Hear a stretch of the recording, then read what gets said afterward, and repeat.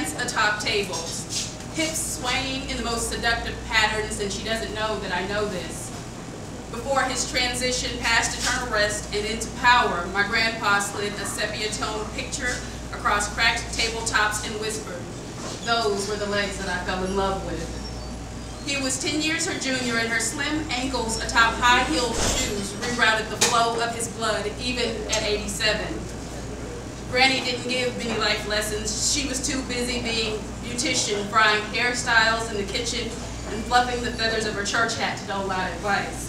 But when she did, it was steeped in the irrational. Belief systems are flimsy building blocks to logic. Eyes gunmetal gray and equally unbending, built of salvation, hard-earned, she said, "Baby girl, only whores wear red shoes." The late-night ladies of Jensen Ave seemed to strut the streets proudly, punctuating her point. She colored my view of the world, John Bigger's caricature vibrant, so I gladly ingested this bit of her attention. Sidestepped any color brighter than my dry earth browns, and learned to conjugate the word garish to habanero pepper my judgment calls. An adult child playing dress up I own red bed sheets.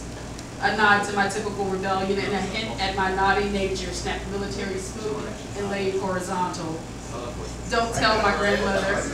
Her cafe days are long over, and it would offend her delicate sensibilities. But still I wonder about those wildly flung legs, long, caramel, and slightly akimbo, dancing the Charleston atop tables. One day I'll hide my hidden pictures towards her. I'll slide my hidden pictures towards her and ask, "Granny, what color were your shoes?" Prayer calls would be beautiful if it didn't remind me of my mother. Break of dawn, uterine sick, creating music of pots, pans, and boiling water, punctuated by phlegm-heavy coughs. Muted groans so she didn't wake my father. Peace treaties of eggs, bacon, and toast could be shattered if she beat his alarm clock to its job. I learned early a woman's place in an angry man's world.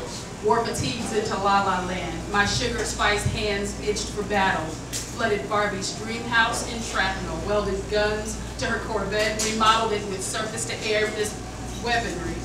Third grade arts and crafts were never quite the same. First day flirts end early when you're 2 years from enlistment. Cheerleading and spirit drills became reveille and marching orders. Waking up before the sun takes practice, and backseat fumbling could end in a uterus unfit for service. Don't ask, don't tell, don't count 9 months and a squalling baby later. I considered it sacrifice as I pledged my allegiance to freedom. Fantasy rifles made of wood, duct tape bound in hope. I always believed that as long as I carried a gun, you wouldn't call me the N-word. You wouldn't see me woman. You would salute me ally when entering mess halls and barracks. Couldn't pronounce the lineage of my name, so you gave my enemies something bastard ugly to call me. Mastered boyish machismo 2 weeks after Abu Ghraib. Hide and seek is a survivor's game when your father has anger issues. I wouldn't repeat Lindy's leftover photo mistakes if I was going to earn their respect and stop sleeping with one eye open. Relieved soldiers slapped my back and assigned me to doe-eyed children. They teased, "You are a sister of abandoned wounds. You beg for hugs instead of war. And we're all surrogates, right? Women are here to nurture and to suckle." Except this starving child was husky, middle of the night bulky, held erect by bombs and eerie-eyed focus. And in that split second, I began to love his dirty face, begging for a church napkin, spit shine, 2 peppermints, and a Baptist hymnal. Original sin be damned, he lifted his arms before I could retreat. I'm told cowards become amputees in flight. Icarus stuck to earth. Melanin melted into regret. A 10-year-old lit his Marlboro at midnight with the light that my skin provided. I've learned to hate the dark, and small turbaned children call to prayer, but I don't have PTSD.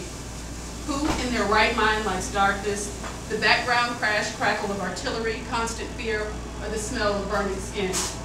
I won't have your babies now. Won't jump at loud sounds. I'll avoid cherubic faces, and forgive me if I don't stand.